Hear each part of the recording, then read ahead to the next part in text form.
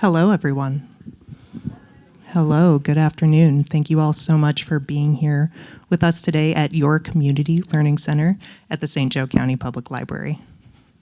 My name is Melody Lutz, and I am the Education and Programming Manager here at the library. And today, we are so excited to welcome you to One Small Step, presented by WVPE.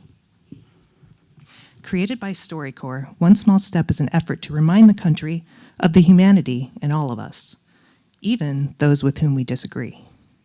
The initiative brings strangers with different political views together to record a 50-minute conversation, not to debate politics, but to learn who we are as people. A couple of quick notes before we begin. Emergency exits are located in the back to your left and right. The restrooms are located just past our lobby and to the right, and we will have refreshments afterwards. After the program, please consider filling out a feedback card to let us know what you thought of today's event. And please consider picking up an Unfold newsletter to learn more about great events at the library. And now, please join me in welcoming Anthony Hunt, General Manager at WVPE.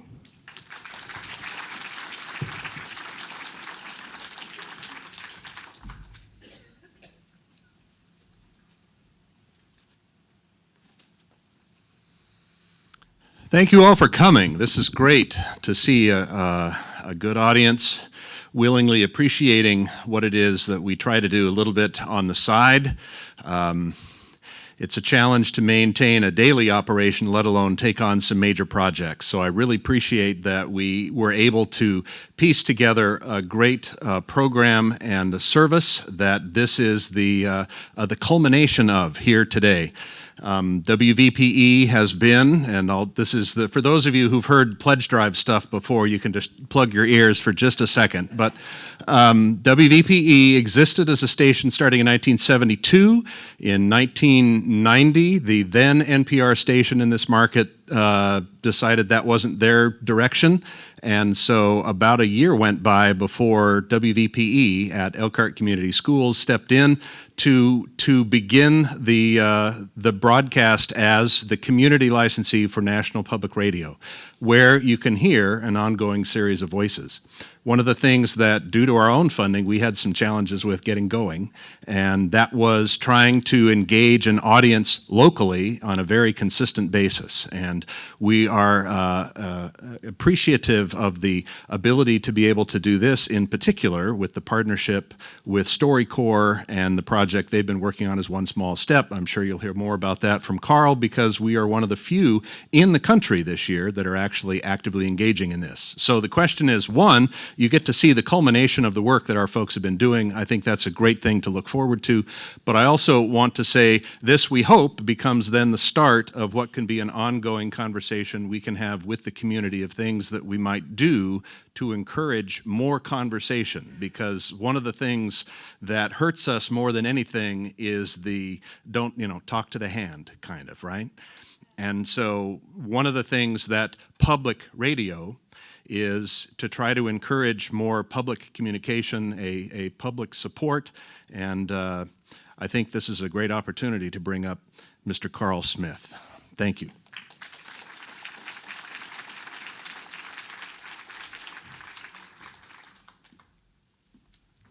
Good afternoon. Thank you so much for coming out today. And Anthony, we weren't trying to throw any shade on you when the lights went down. I'll take full responsibility for that. Sorry. So once again, thank you for coming out today. And this is a big deal. This is a big deal. I think it is. And I think that you came out today feeling the same way. This year, Michiana was chosen as one of 5 communities nationwide to participate in StoryCorps' One Small Step initiative. And this initiative, this national effort, is to emphasize the shared humanity that unites us all. Over the past few months, individuals from Michiana have engaged in conversations through One Small Step, steering away from political debates and instead focusing on the personal narratives that connect us as human beings. And I want to thank you all for your willingness to participate. Our project goal was to have 25 conversations, and unfortunately, we were not able to match everyone who had filled out a questionnaire and signed up and wanted to be involved, but we deeply appreciate everyone's support, everyone that supported this initiative by signing up. Deeply appreciate that. So today, we'll hear a few conversation participants. We'll hear from a few, listen in on a bit of their conversations and hear from them, their thoughts, their reflections on the interaction. You'll also have an opportunity to have some conversation questions that will be presented to you. And some of you might already have them on the cards in front of you or with you. Your hopes for the future, how often you're involved in conversations with people that you don't know. Just some basic questions. Our goal is to spur you to thinking about how you can create meaningful conversations beyond the formal one small step process.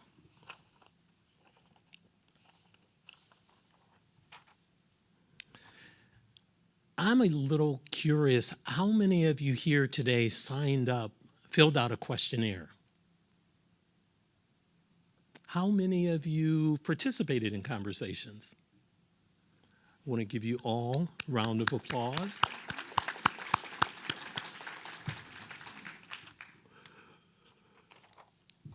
So if we step back and think about it in a way, this is kind of like a reunion of sorts. We got you. We got you here. It's holiday season, so it's okay to think of it in that way. Or you could imagine that we are all travelers, that have entered a lodge to escape the harsh winter landscape, which will be coming very soon. So we're all kind of seeking refuge in a way. We're all just ordinary people trying to find a meaningful life. So we seek refuge in each other, actually. So seeking refuge from the bitterness of the winter that we will have, but we're also seeking refuge from the bitterness and the divisiveness of society. So in a way, true heart-to-heart dialogue can be that kind of refuge. That's kind of how we look at it. So that might just be my own optimism, but I can imagine that if you're here, you probably feel the same way. We feel that conversations, our fellowship, is meaningful, and that it has the power to melt hearts that are frozen. But dialogue has risk. Genuine dialogue has the kind of intensity described as an encounter on the narrow ridge in which the slightest inattention could result in a precipitous fall. So today, let's warm our hearts, share along with our community the drama of this kind of commitment for shared humanity. And with that in mind, I'm gonna ask Tony to roll the videotape. Take it away, Tony.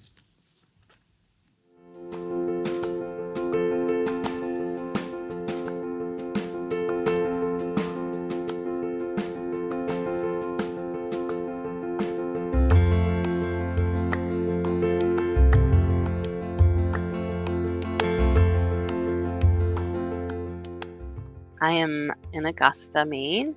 I'm located in Petaluma, California. I am living in White Pigeon, Michigan. I am in Bremen, Indiana. And I am in Redmond, Washington. What made you want to do this interview today? I love people's stories, especially stories that are really radically different than my own. I think in a community such as Jackson, I really think it's valuable to seek out these kinds of opportunities. It's like the easiest conversation to have because you can connect with someone with pretty little risk. You know, like I've never met you before. If this conversation went horribly, then like we don't ever have to talk to each other again. It's not like I'm going to see you at Thanksgiving. But if it goes well, you just made a new friend. I just sent my friend a birthday card and it had cake, and it's like less politics, more cake. And, you know, but that's how we get along. My name is Sherwin Lee. I am actually 33 as of today. Happy birthday. Thank you. I think just getting to know people who come from a different background, come from different belief systems and different walks of life, that's really the key to humanizing people that you might disagree with. Craig, could you briefly describe in your own words your personal political values? I would say generally conservative, but likewise socially liberal. Looking back on it, I grew up in a very conservative community. I grew up in California, very liberal community. Totally. My whole family, at least my immediate family, is very liberal, and I grew up in a bubble. I have been accused of being too liberal for my conservative friends and too conservative for my liberal friends. As a raving moderate, I'm annoyed with people on both sides. Maybe we have to change those words, liberal and conservative. You know, maybe we need to define them better when we have conversations. What does that actually mean? A lot of the times today, there's a lot of labels that go around. Oh, absolutely. Yeah. Labels are the worst thing that we can do to anybody. Yeah, You know, it's I just like- agree. We certainly both seem to be more open to talking to people of different beliefs than I think maybe I expected. I don't know who I expected you to be, but I'm delighted with who you are. I'd go out for coffee with you in a minute. We have more in common than people think. It's part of the human condition, right? I hope that I get to meet more people like you that I haven't met before, but who still make me feel like change is possible. The thing that I took away from this experience is more just like you. Yeah. And it's been really nice to like sit here and like you talk to me like a human. I hope for the future that we could continue having conversations like this and we can work towards something that works for everyone. Hope is what we all need.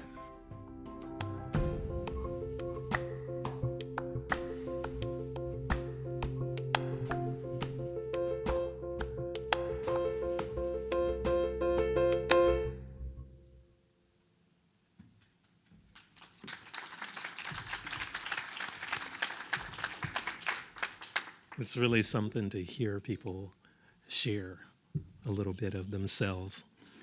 I have been working with this project along with a couple of other very special folks dear to my heart, Tom Labazinski and Stephanie Mersa. Tom is going to come up. Thank you. Absolutely. Tom is going to come up and kind of like the superhero spiel. He's going to give our origin story. Come on.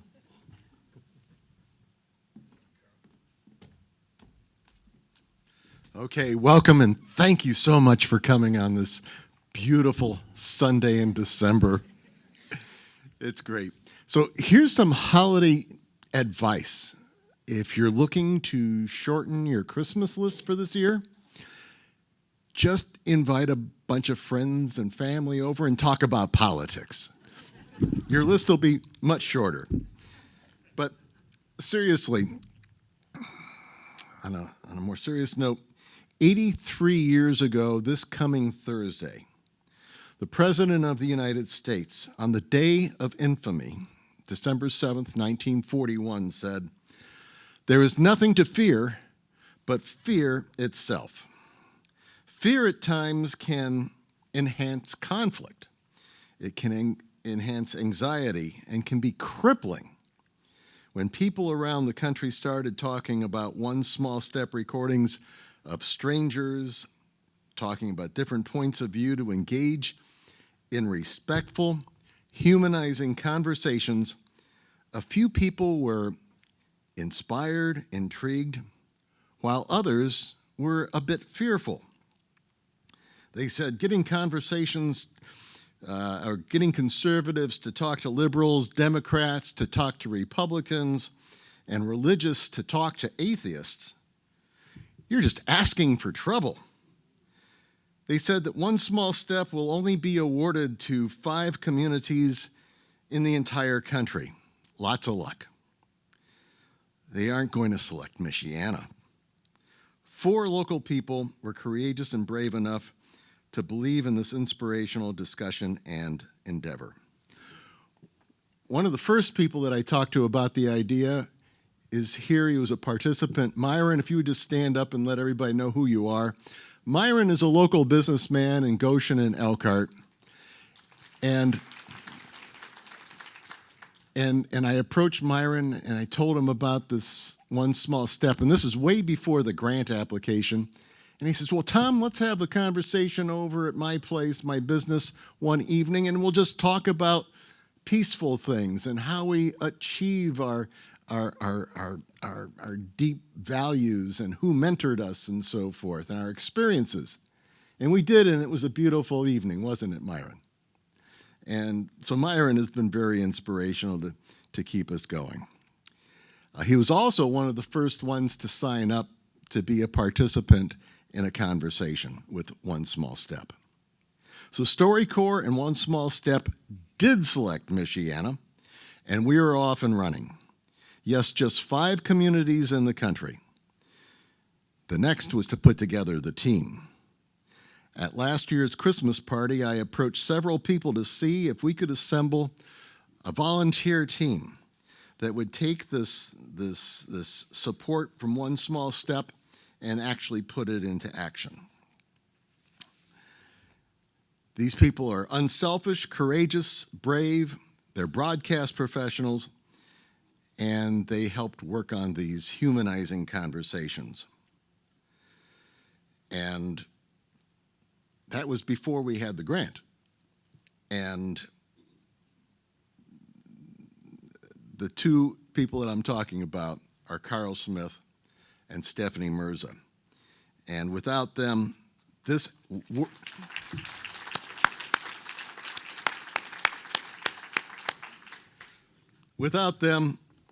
effort would not have been successful. And we owe your appreciation and admiration for that. And a very special thank you to Melissa Velasquez from StoryCorps and One Small Step for selecting us from all of the rest of the country that applied for this, and her daily support almost, right? Her daily support all the way from New York City, and even flying here to South Bend from New York to meet us and guide us along the way. Back to there's nothing to fear about fear itself. To apply and to be willing to talk to a stranger with different views and values takes courage. Several participants told me that they had apprehensions about coming in for the conversations. Just a week ago, the TED Talk Radio Hour broadcast a show on how they believe that there is fear that is causing this polarization, not only in the country, but in the world. They said in the show, it's when one demographic feels that they're losing control, they're losing power, they're losing prestige, and they're losing everything. And then the other demographic says, no, we have to continue to have that status and prestige and power. And then there's this anxiety and conflict. We know that fear causes that fight or flight human response that we all learned about in school, and we know how that works. Too often, fear triggers fights and conflicts. It causes debates and attacks and even wars. Around the world, we see that all too often.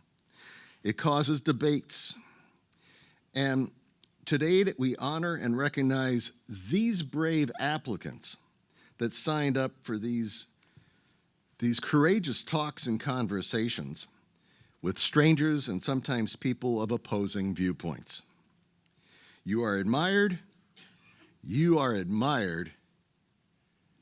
and appreciated.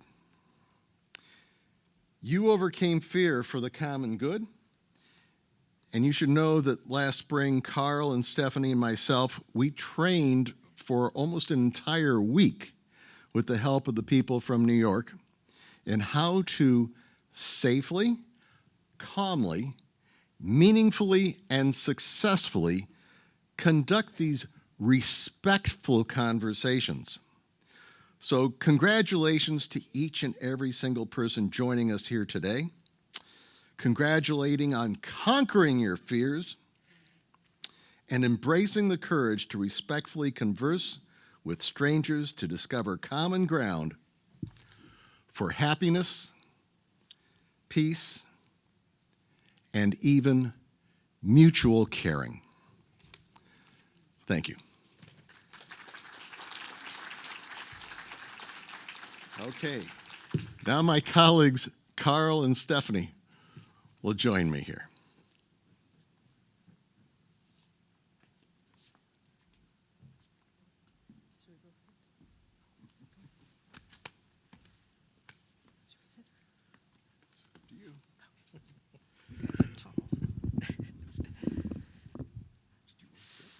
So we were facilitators for these conversations, and I'm just going to talk about the process that we went through for selecting conversation partners. First, we had to do outreach, and we did our best to encourage people of different political backgrounds to sign up for One Small Step through community groups, the media, religious organizations, and political groups. Over 100 people signed up in Michiana. When someone signed up, they answered questions like, on a scale of 1 to 10, with 1 being more liberal and 10 being more conservative, where do you place your thinking on social issues, on economic issues? How important is religion in your life? Then participants wrote about themselves and what's important to them. They were also asked about life experience, whether they're a veteran, what their hobbies are, recent significant events in their life, like maybe losing a loved one or starting a new job. All this information came into a secure site. From there, each of us would reach out to a participant to ask them more questions and find out even more about what was really important in their lives. Then we'd match them with someone else that we had spoken to and thought would make a good match. The biggest challenge was, frankly, finding folks on the right to participate. And second greatest challenge was scheduling. And these conversations were both in person and virtual, depending on the preference of participants. The day that we did the recording, it was an hour-long conversation. The facilitator's role was really a behind-the-scenes one. We were the fly on the wall. Whether the conversation was virtual or in person, I, Tom, or Carl were there to set up the recording, provide prompt questions, and take notes for the Library of Congress, where these conversations will be archived. Do you want to talk about the profound moments that we had? Yeah, sure. Yeah. You, sir.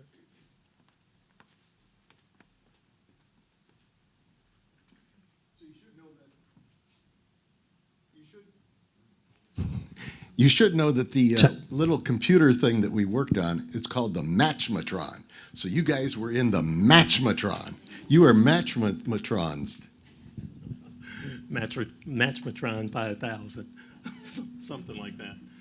So I just wanted to share one thing. As a facilitator, listening to conversations was really something. It's hard to explain how I felt like I was changed. Listening to people share their stories, share their experiences. I wasn't involved in the conversation. I tried my best to stay out of the middle, let people talk. But hearing people share their experiences, I felt like I kind of came to know some of the folks, even though I was in the background. A couple of times I wanted to step in and say, man, that's really cool. But I didn't.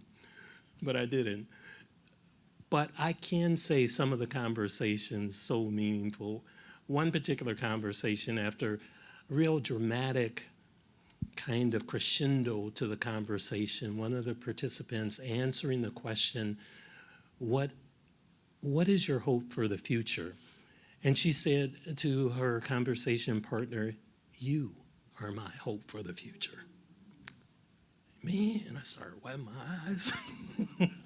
But so meaningful. And I'm so grateful that I was able to listen in that kind of way. And for the participants, thank you. Heartfelt thank you for the opportunity to do that.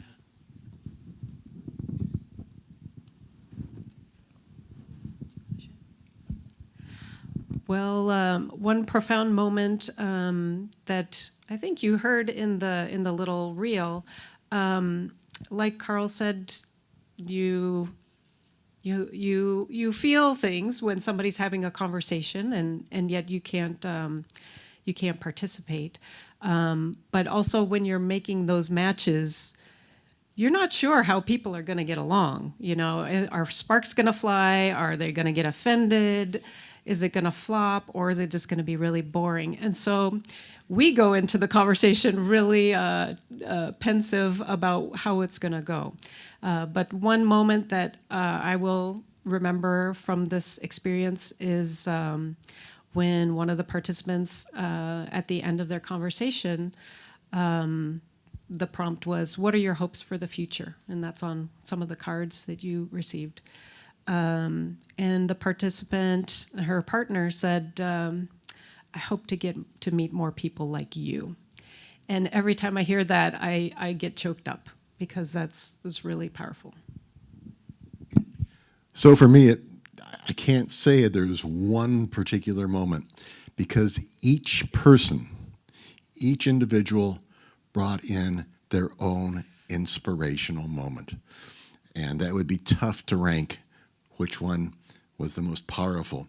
But the entire impact on my life was that it was life transformative to experience this.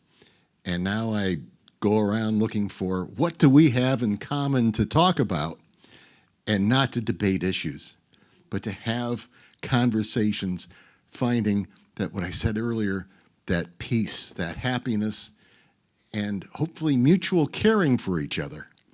And isn't that what it's all about? And this has been an inspiration. So thank you very much for inspiring. You know, it works. One final thing from this segment. You know, we're trying hard to get folks different political views to sign up. And my grandson kind of talked about an experience that he had at Ball State. He didn't have any friends. He was telling me he just walked into the room of some of the guys on the dorm, and it was just like, hey, I need some friends. I'm going to go crazy if I don't have any friends. So when we think about the left or the right, if you are left-leaning and you don't have any right-leaning friends, go make some. If you're left-leaning or right-leaning, don't have any left-leaning friends, go make some. It's not that hard. People are reaching for each other, not if you look at TV, but if you look in real life. Yes. And so out of this, our hope is that we will all do a little bit more of that and share in that humanity thing that we keep talking about. Thank you. Next, Stephanie, you got some folks that you want to bring up, or you want to share a video and then bring some folks up, yes? Yeah, so I'll just introduce that video. When Kat and Rima came together for a virtual one small step conversation, their bios and markers on paper showed two very different people. Let's listen to a snippet of their conversation. I'm Rima. I'm Kat. What made you want to do this interview, Kat? I'm always interested in stories. The chance to hear stories from the sort of people that I don't normally get to hear stories from. I also thought, hey, here's maybe an opportunity to tell a story or two of my own. What made you want to do this interview? Just to connect with someone who maybe does have diversity of experience. It's not something I get to do all the time anymore. It's just oil and water. There will be sparks and potentially there will be fire. I want to know where you've lived. Moving to Saudi Arabia and then a year later moving back was one of the best things that ever happened to me, because it forced me to be the other twice in a row. And a lot of people, especially in the States where we can just be like the States, and you can travel within 200 miles and really not meet anybody who's super different from you. And I think it's one of the reasons that we have become kind of disconnected and like polarized, because it's so easy to judge someone you don't know and don't understand. I didn't know like what you would be like, but when you mentioned in your bio about Jesus, I was thinking, okay, you're going to have a great big cross on a chain and you're going to quote Bible verses at me. I don't have any issue with Jesus. The people nowadays that are doing things that they claim are in his name, and I'm like, I'm pretty sure he said something about loving thy neighbor. It's always been a political statement to say you're a Christian, but yeah, I agree. Like you're right, I said in my bio, like Jesus talked about loving thy neighbor and thou shalt not kill. It does inform who I am, but I definitely don't think it should be something that's weaponized against people. You know, sometimes the word liberal gets hurled around like an insult, and I'm like, actually, I'm okay with being called that. That actually is a fair description of my values. What are your hopes for the future? That's a good one. I hope that I get to meet more people like you that I haven't met before, but who still make me feel like change is possible. It's gonna take more than just a couple of us. I feel like we could be friends. and not that I especially expected an enemy, but I've really enjoyed talking to you. StoryCorps' One Small Step and the radio station hubs are made possible by the Corporation for Public Broadcasting.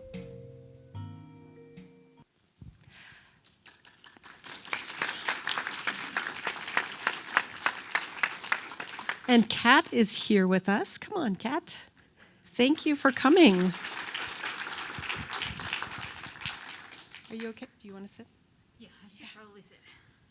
Don't do so good with the standing up and sitting down again. So Rima texted last night that she was unwell and wasn't going to be able to be here, but she really wanted to be here. But thank you for coming and being here, Kat. So tell us, have you thought about that conversation since you had it? Yeah, I have. I spend a lot of time thinking, but I do think about some of the things that we talked about, Rima and I, and some of the things that I learned, and I know that sort of the idea behind this project was to humanize people with whom you may not agree on many issues, but one of the things that I discovered is that regardless or despite the labels that we put on other people or we put on ourselves, those labels make us think, oh, this is going to be somebody with whom I have nothing in common and it'll be terrible. It turns out, no, you can have someone like Rima who identifies as a Christian, someone like myself who identifies as an atheist, and we agree on so much. And so just having these labels is a convenient shortcut in some ways, but then in other ways it just is totally misleading and misrepresentation of what someone actually is. Understandably, it's a tiny label that you put on a much, much larger thing, and there's no way it could ever accurately represent that. That's very astute observation about the whole program. What's your biggest takeaway from participating in One Small Step? I have been aware, sort of, you read in various types of media about this idea of people being in an echo chamber or, are only communicating with other people with whom they already agree on almost everything. And I didn't realize the extent to which I was also functioning in that situation. I'm not having any real encounters with people who are drastically different than myself in any way, and that's not a good thing. The diversity of humanity is a really valuable thing, and we need to take advantage of it and embrace it whenever we can, as much as we can. rather than just shutting ourselves up and only talking to people who have assigned themselves the same labels that we have assigned ourselves. I'm just going to share with you a message that Rima had sent since she couldn't be here. She said, after re-listening to the recorded conversation, I was struck by how easy it was to relate to a stranger around such simple questions. We've all been influenced by family and friends, and we've all had a temporal and spatial journey bringing us to this present moment. I've started asking other people in my life who has influenced them, and that has led to some fruitful conversations. My conversation with Kat reinforced that we all want to connect, we all want to be heard, and we can all listen. So thank you so much, Kat, for joining us today and for being willing to share your story. We have a small token of our appreciation.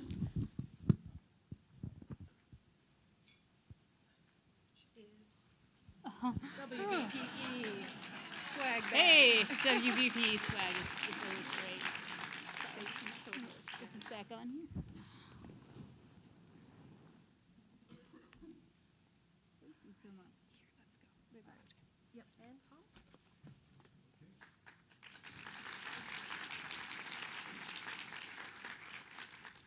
And our next video clip will. The next clip we're going to see is from Myron and from Tammy. My name is Myron. Hi, I'm Tammy.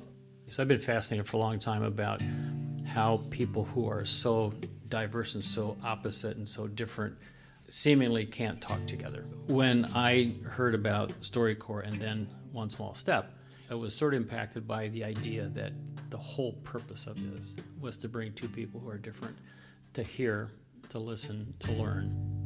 I really like hearing other people's views and finding what common ground we have. And even though we might disagree with each other, in the end, we can still have mutual respect and honor for that person. My parents grew up Amish, very conservative. I was a pastor for 20-some years. My faith actually led me, kind of pulled me much more liberal because of the way I saw people. You know, Matthew 25 talks about, you know, when we come before the great throne, did you feed the hungry? Did you give water to the thirsty? While I understand that that's a personal responsibility for us to do, I also believe that since it's my values, I should also ask our government to do the same. Yeah, it's interesting to hear other people's perspective. I love to help people. If you have a spiritual relationship with Jesus, that would make you want to do that. We both are coming from Scripture, which is so great that we're doing that. But that's kind of where I get mine from, is I want a smaller government. I don't want the government telling me that I have to take a shot or I have to do this or that or I'm going to lose my job. And that's kind of where it's gotten too far out of control. You know, there's some place in the middle, is how I feel. For me, I'd rather have a larger government and protect the vulnerable in our communities, in our world, and to say, but then let's hold our government responsible for doing that in the right way. I think we share a lot of the same values. It's just hard in this day and age to sometimes have a gray area when there's, in my opinion, a clear black and white. I believe life is full of gray. I think life is primarily gray, and we have to sort out where the gray falls. My hope for the future would be that we would learn to have, and I use this word cautiously, but vicious arguments that end with a chuckle, a hug, and a beer together, or whatever you do, a coffee or a beer together, and talk about things that are just life. You and I have both brought to the table some really interesting viewpoints today, and you know, I see you as a loyal husband, a great father. You're dedicated to your work and your business, and you're dedicated to the community as well. So that's what I expected. from your bio. StoryCorps' One Small Step and the radio station hubs are made possible by the Corporation for Public Broadcasting. Tammy and Myron, will you join me? For maybe a chuckle, a hug, or did somebody bring beer?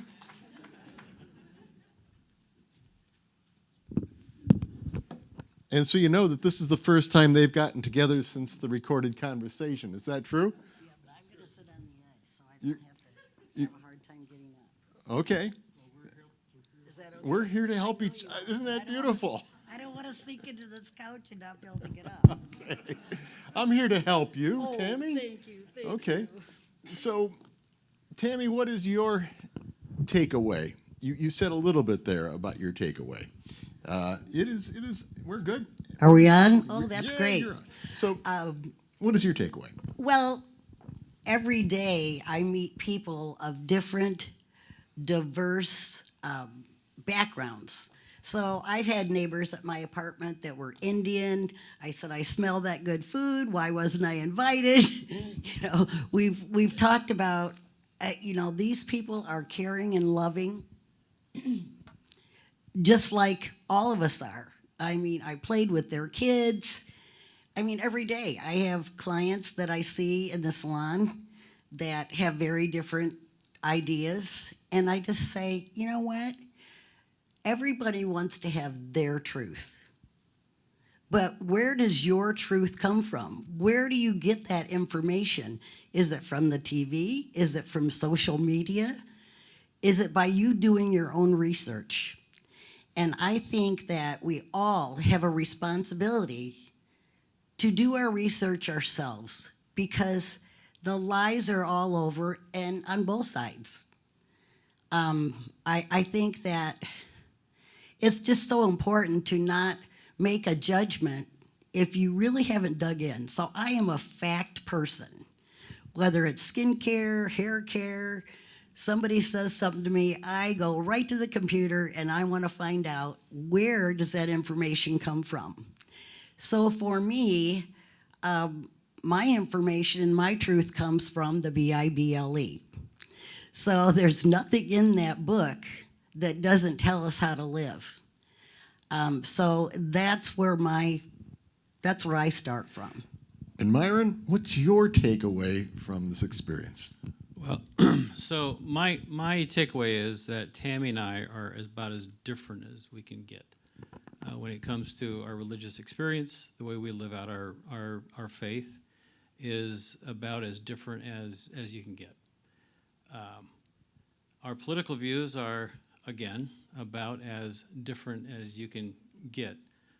As we kind of poked around a little bit at a few of those things, it was clear to me, to us, that there wasn't a lot in common in terms of where we land when it comes to political views or our faith views.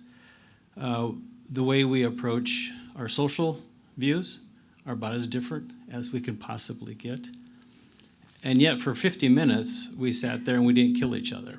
We did. And we laughed a lot. We did. And my takeaway coming away from that, and somebody asked me afterwards, so was this a waste of time, or was it a good time, or was it, and I said, I don't know how you describe that experience. It's never a good time because it depends how that's defined.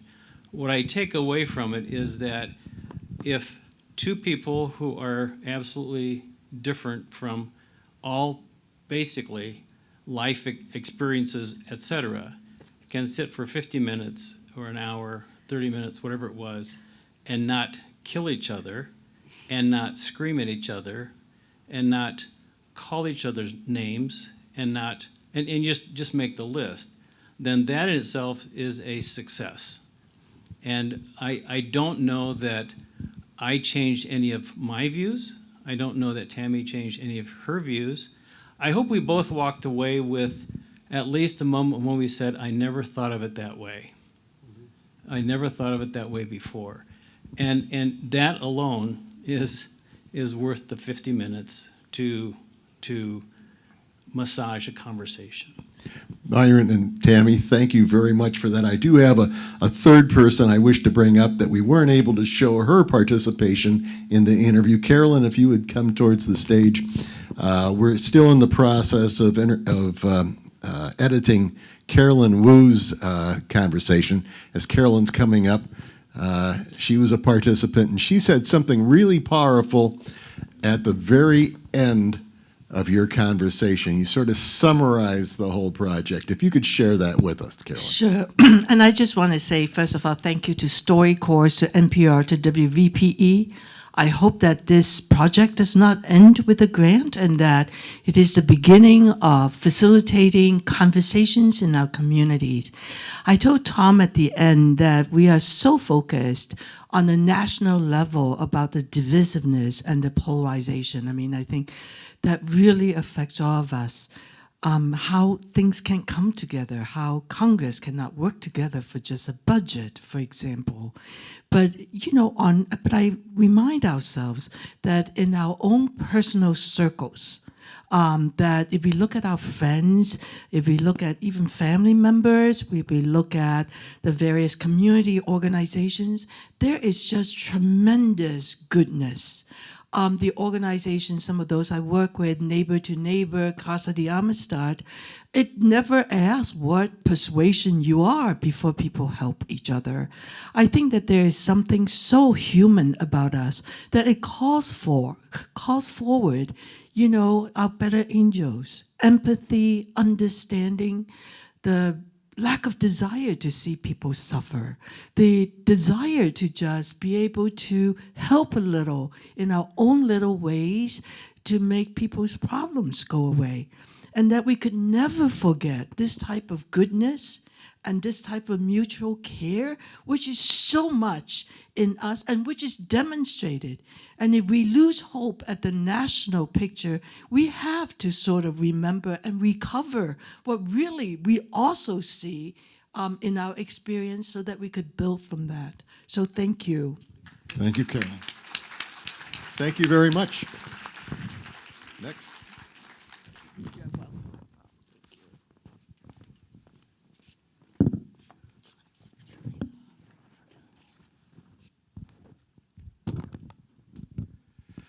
Okay, next we're going to see Carl's conversation that was recorded. And Tony, there you go. We've got Carmen and Anna. My name is Carmen.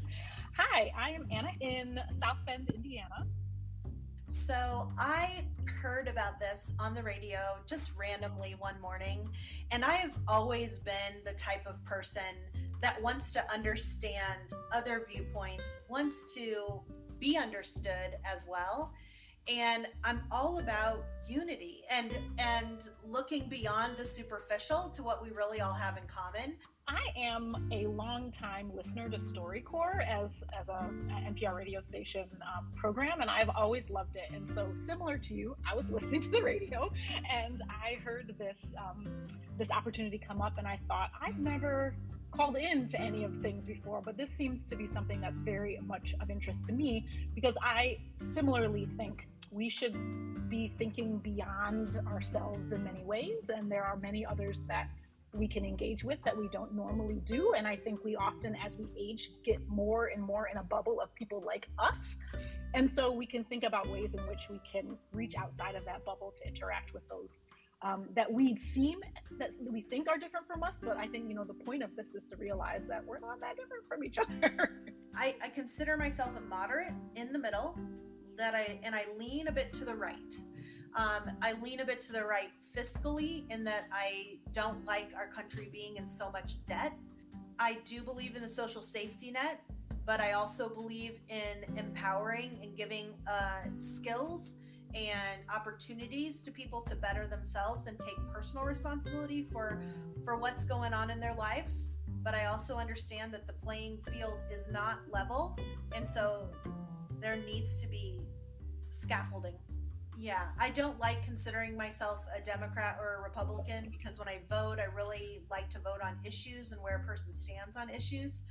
My hope is that we're going in a country in the direction that is towards justice, and that it's hard to think about politics in such short-term things, because like you're right, so many things need to change in my mind, right? Like all the things you claimed, I'm on board with. Like when I think about the future, I think about what the world will look like for my kids, right? So I think in some ways, I would love, this is hard for me. I would love there to be like not racism and not poverty, but I'm realistic, and I think that's really hard to eliminate. And so I think it's thinking about the future is a hard thing for me to think about in like a super optimistic way. I really hope that that we continue to make steps towards like a just, humane world. Like I see very much like it would be amazing if we could really just treat people humanely. Because I'm not immersed in the inequities of society, those don't immediately register. Climate change, yes, for sure. You know, had you asked me the hopes of the future question, it would have been about my grandson and my kids, and you know, it would have been these glowing, I want them to achieve or whatever. So I really appreciated your answer, because it was very, I needed to hear that answer.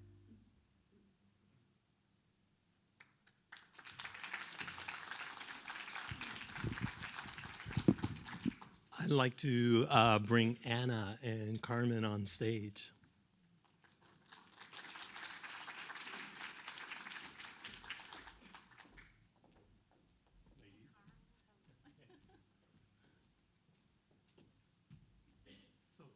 For me, is this working? Yeah. For me, this is so good because we did this conversation virtually. So it's the first time I see him in person, in real life. I know. So thank you so much, both of you, for being here today and taking the time to be involved in this project. So give me your feeling about what this was like for you. Carmen. Well, first, I also would like to thank WVPE and StoryCorps NPR for doing this and for inviting us. This was a very interesting conversation for me, stretching for me, and it stuck with me. The last part of that clip, you know, I'm from Kosciuszko County, 90% Republican county here in northern Indiana. That's how I was raised. I'm not exactly like that now, much more moderate now. However, those core values are there. And as a straight, white, affluent woman from a conservative rural community, like I said, I'm not immersed in the inequities in society. I'm not confronted with that on the daily. And so to talk with Anna and hear of her work and her raising a son of color in this country, and hearing that heartache and that lack of optimism, I'm just dumb and happy. And I have that privilege. And it was very powerful for me to be confronted with that and to need to think about that and to realize that I have opportunities to reach out to people in my community who are blind to those things, as I can be blind to those things, and to open our eyes and to use the resources and the privilege that we have to better society and to help to eradicate things like racism and poverty and lack of education, all of those things.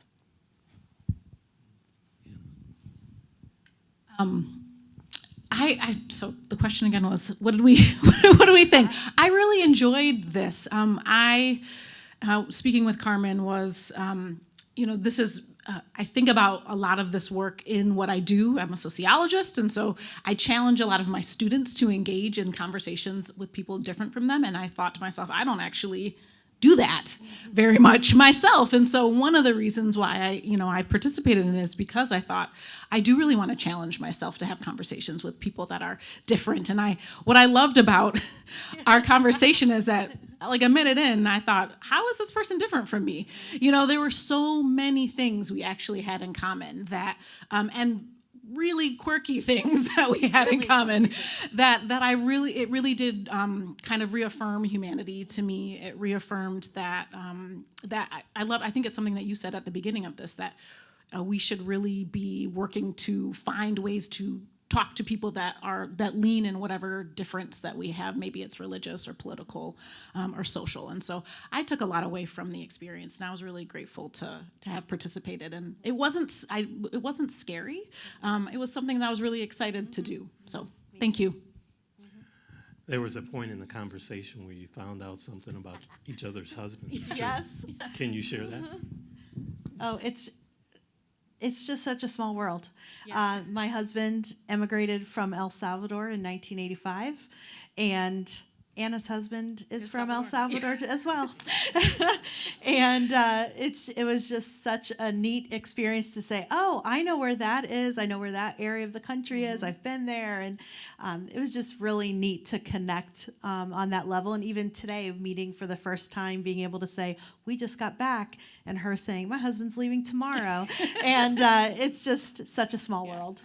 Absolutely. And I think like that part, and I did not put that in my profile, right? So this idea that how you matched us to find these things and the connection. Yes, it's your brain, Carl. It was something that, you know, to me stood out as like, we are not that different from each other. And to be able to find people that, and, you know, to be able to ask the questions that get you to that point where you find something in common, I think was a really nice experience. And it did give you some idea of the types of questions you should be asking people to get beyond the things that might make you different, to find out the things that you are, you know, that make you similar. Mm-hmm. So that was exciting. So thank you so much. Thank you.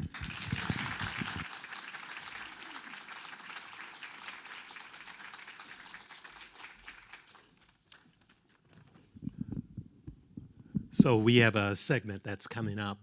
We are going to have a panel come up and discuss some aspects of peace building, conversation, dialogue. This segment is going to be hosted by Mahan Mirza, and I wanted to thank him for being willing to be our host here, and I want to introduce him. He's going to bring up the panelists. So Mahan has been working as executive director of the Ansari Institute for Global Engagement with Religion. Mahan holds a BS in mechanical engineering from the University of Texas in Austin, a MA from Hartford Seminary, and is a PhD in religious studies from Yale University. So when I was thinking how you get from mechanical engineering to a PhD in religious studies, I was thinking there was a story in there somewhere. We'll get to that. I do have questions. Mahan Mirza, ladies and gentlemen.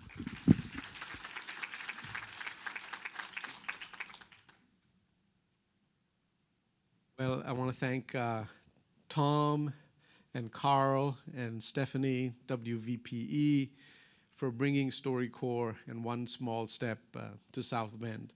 I'm really excited to be hosting this panel of community leaders, so we're going to get right to it.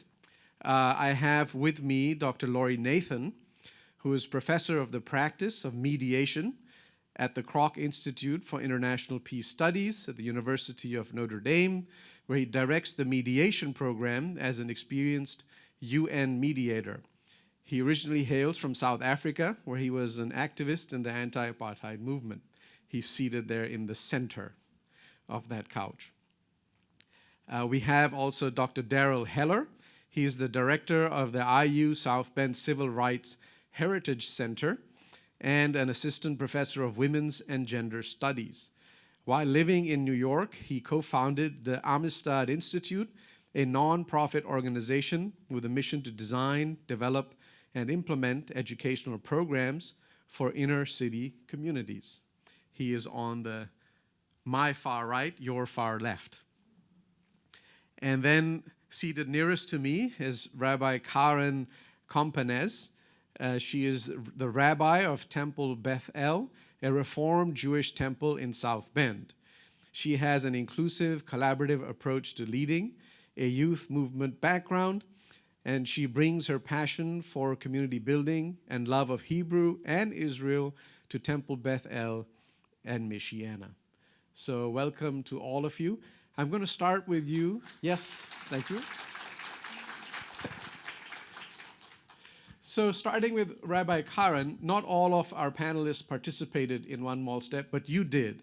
And so share a little bit about your experience, both personally, but also zoom out a little bit, and help us think through it as a faith leader. It was the most traumatic day of my life. Some of you are still awake. Very good. Just kidding.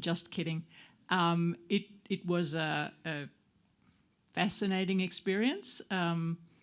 And what stands out to me was the lady I was matched with when she kind of said, well, I didn't quite, I don't know if she said she'd never met a rabbi before, but she said that I was not what she expected. Now, unfortunately, I should have then said, well, what did you expect? But it was not. It didn't seem to be the right time to say that at that moment, so I didn't. I've been wondering ever since. We have not been back in touch, even though she was the lady who you saw who said, "Oh, I'd love to have a coffee with my partner." I'm still waiting for the invitation, but anyway, it was kind of a mixed. I mean, it was a mixed experience. It was there were some, I guess, moments of revelation, and but then also a feeling of kind of trepidation, or the word fear has been used here. I wouldn't say full out fear, but still that kind of not like jumping in wholeheartedly. I think we both sort of felt a little bit of kind of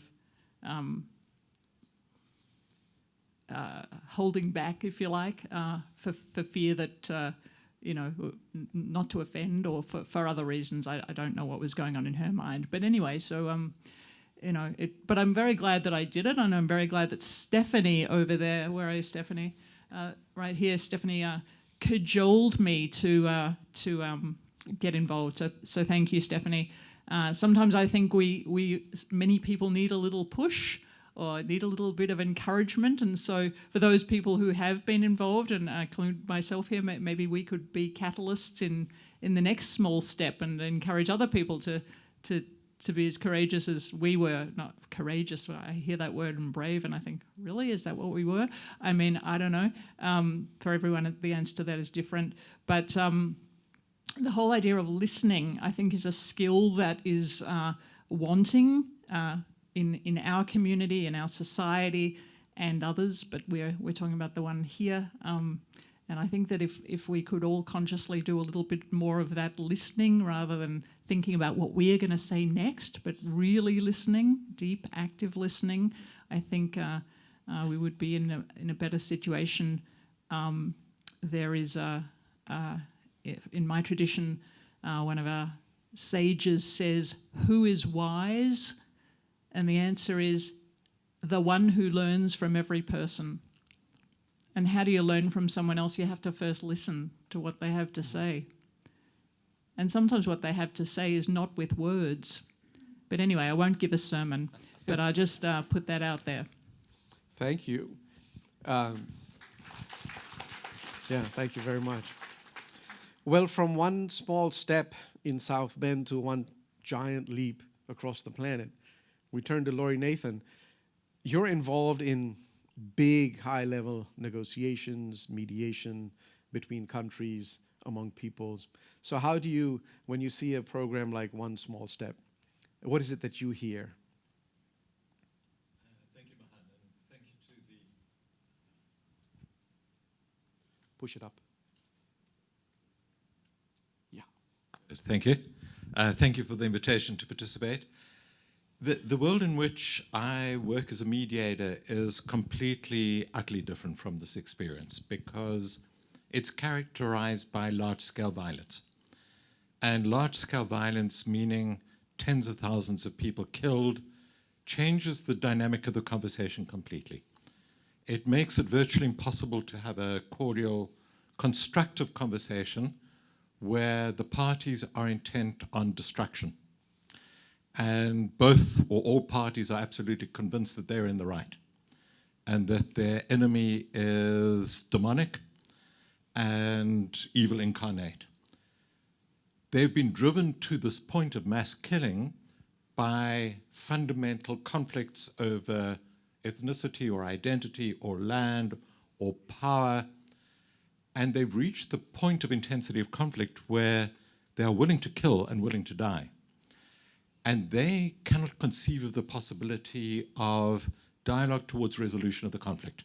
It's beyond their imagination. So that's a really bleak, pessimistic picture, and you're nowhere near that situation, of course. So that's the good news. I think that my impression as an outsider, South African in the country for a couple of years, is that the US is not only deeply polarized, but becoming increasingly polarized. And that's very worrying. And I think also there is an element of comfort with violence, not at the level of civil war, obviously, but a level of comfort with violence in politics that is very concerning. So that means that your activities, your engagements become even more important. And I think the challenge for all of you who've participated in these conversations or who've been inspired by the conversations, the challenge is, like, so what's the next step? Because we live in a town, a city, a state, a country characterized by polarization, by injustice, by unfairness, by intolerance. And at the end of the day, we have to do something, each of us as individuals, and not wait for the leader, whoever the leader may be, or the institution to save us. We have to be active citizens. So I really do applaud what you're doing with this project, and encourage each of you to think about, so what's the next step you're going to take?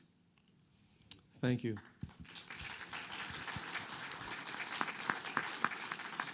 Well, I know you said there's good news, is that we're polarized, but nowhere near large-scale violence.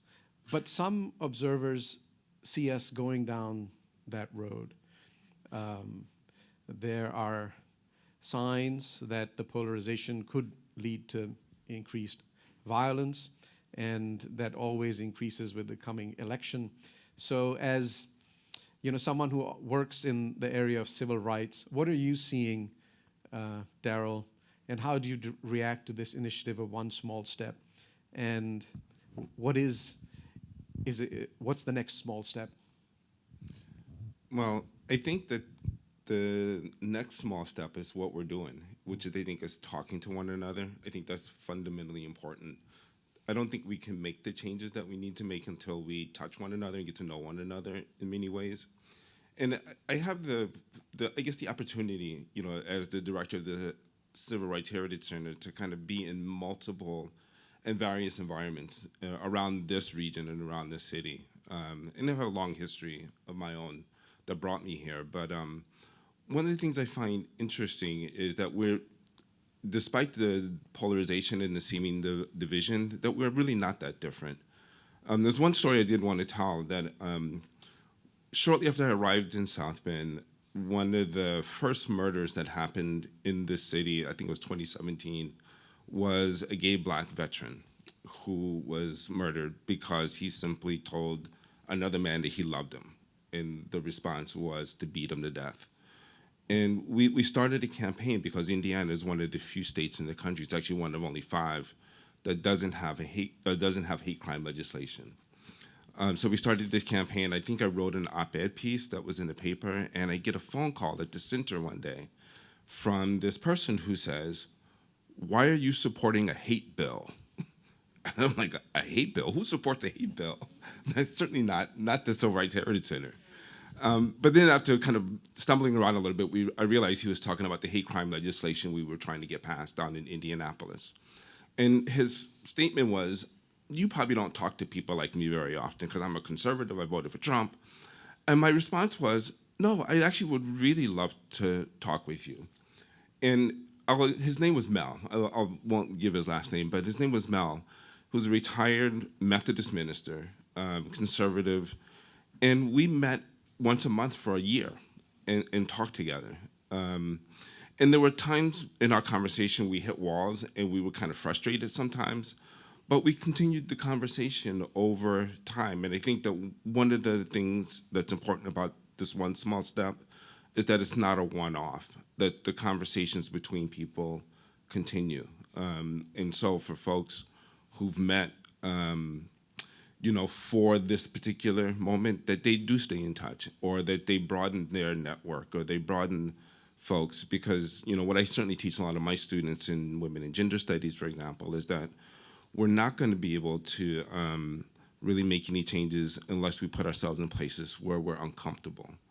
And part of, I think, what maintains the status quo, what maintains the division, is we stay within a bubble. We stay within our comfort zone. We stay around people who think like us, who look like us, who eat the same foods as us, so on and so forth. And until we break out of those, and I'm talking specifically locally, but I think that's true broadly speaking as well, but certainly locally, that we have to get to know each other and touch one another and really, and as Karen said, listen and really be able to hear where the other's coming from.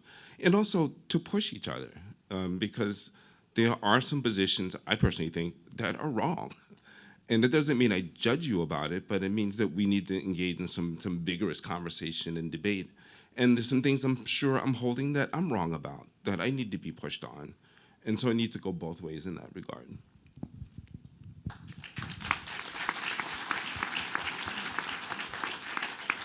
So one final question, and any of you could take this, or all of you could take this as offering some final thoughts for us. But one small step is something that is, both deeply personal, but it's also broken through in a media environment where it's encouraging a public conversation to reach across the aisle. But we have so many other fora on social media, on cable news, that are actually designed to do the exact opposite, where they're pushing you in a bubble, pushing you to an extreme point of view, getting your emotions up against someone else, and pushing us through these algorithms into our own silos. So how do we amplify the small step? Can we make it a bigger step? Or does this give you hope and this is the best that we can do? How do you respond to this prompt from me? Well, first of all, I've started calling it anti-social media. Just want to put that out there. You might like to follow suit or make up your own name for it. I also want to mention, I forgot to mention this, that often I'm asked to speak to Christian groups or student Christian groups, and who are studying things like world religions or fill in the name, similar name. And I always try to remember to, at the end, to applaud these people, because they're actually exhibiting an interest in something or someone other than themselves. And I applaud that, and I ask them to please continue to do that. Often these are young people, to do that, because I believe that this is the only way we're going to make any change. As Carolyn said, where's Carolyn? Yeah, I think it was Carolyn, or maybe it was the lady in front of Carolyn. I'm sorry, one of you said, maybe it was one of you said that just lost my train of thought. Sorry, senior moment. Something about speaking to people who seem to be different in some way. I'm sorry. I'll remember it as soon as I don't have the mic anymore. We'll pass the mic back now. Yes, sorry. Somebody else take this one. Okay. So the question from Mahan, this last question, is, so what's the next step? I think the next step is not a small step. I think it's a big step. And the big step is you have to join or support an organization that is engaged in activities for change that you are comfortable with. I say that because as individuals, there's a limit to what we can do. It's only through organized action. Now, it may be a political party, maybe a social movement, maybe a non-governmental organization, maybe the radio station. It's through the organized form that we can have some influence and impact. And I'm not being prescriptive on where you situate yourself, which organization. That's according to your own political and social comfort zone. But on your own, on our own, we're not effective. In organizations, we can be effective. So I encourage you to get more involved organizationally than you may be at present. Yeah, and I second what Laurie said. that I think it is absolutely right that we have to, I mean, change is we have to collectively work together to make change. And I think we have to start from the vantage point, and my own personal belief, and I think I am actually right in this, that most of us as in humans are really good people and really decent and deserve dignity at every moment. And I think that if we start from that vantage point and we can find ways that we can connect, then we collectively can make the change so that the world can be the place where I like to say, to be the place where I want my children's grandchildren to live in. It's not going to happen in my lifetime, but I believe very deeply that unless I do my part now, it won't happen for them down the road.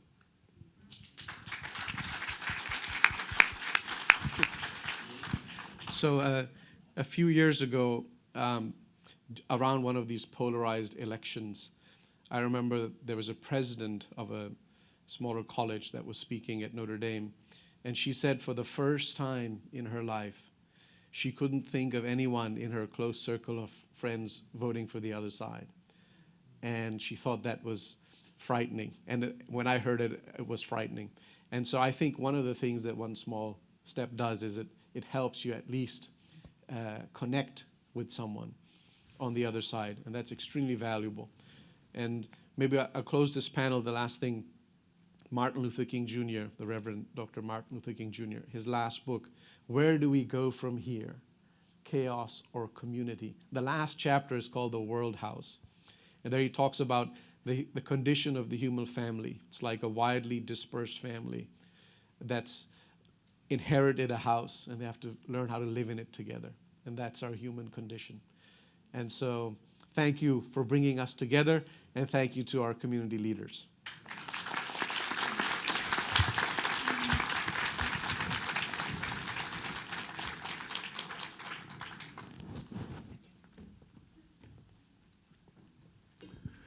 Thank you so much for being involved in the panel. Can we give them a hand again?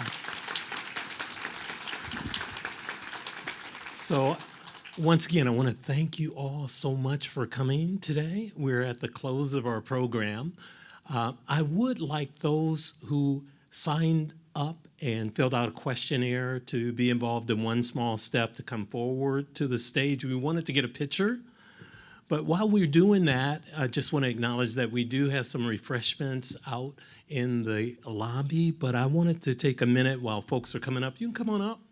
If you would be so kind to come on up, I really would appreciate it. I want to thank some folks while they are coming up. I wanted to thank folks from our station, Olivia, Yolo, Jesse, Anthony, Tom, Susan, Allison, John, and Tony, StoryCorps, Dave Ise, and Melissa Velasquez, John Pinter of the URC, Shosam Skim from Notre Dame, the Kroc Institute for International Peace Studies, and it was promoted and sponsoring our reception, also with the Chicory Cafe. Aaron Cochran, Ariana Woodworth, Jenna O'Brien were some of the specific people with the Kroc Institute. The St. Joseph County Public Library, Melody and Denise, thank you so much for your hospitality. WNIT, the Women's Interfaith Dialogue, and the Islamic Society of Michiana shared our promos in their networks.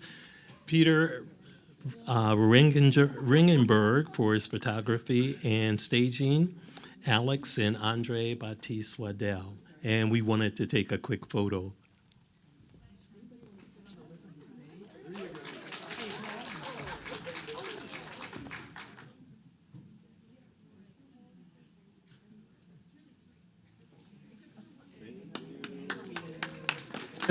As we're doing that, if you would just give your names so we know who came, just pass the microphone through. Your name? Carmen Flores. Anila Mandaba. Tammy Worden. Janelle Crump. Mana Derakshani. Carolyn Wu. Kat Hamlin. John Kirk. David Kramer. April Ladinsky. Mary Beth Saunders. Myron Bontrager. Susan Tauk. Anna Haskins. Deb Stack. Lou Donkel. Rachel Berryman. They already know me. That's If everybody could sing Kumbaya. Thank you all.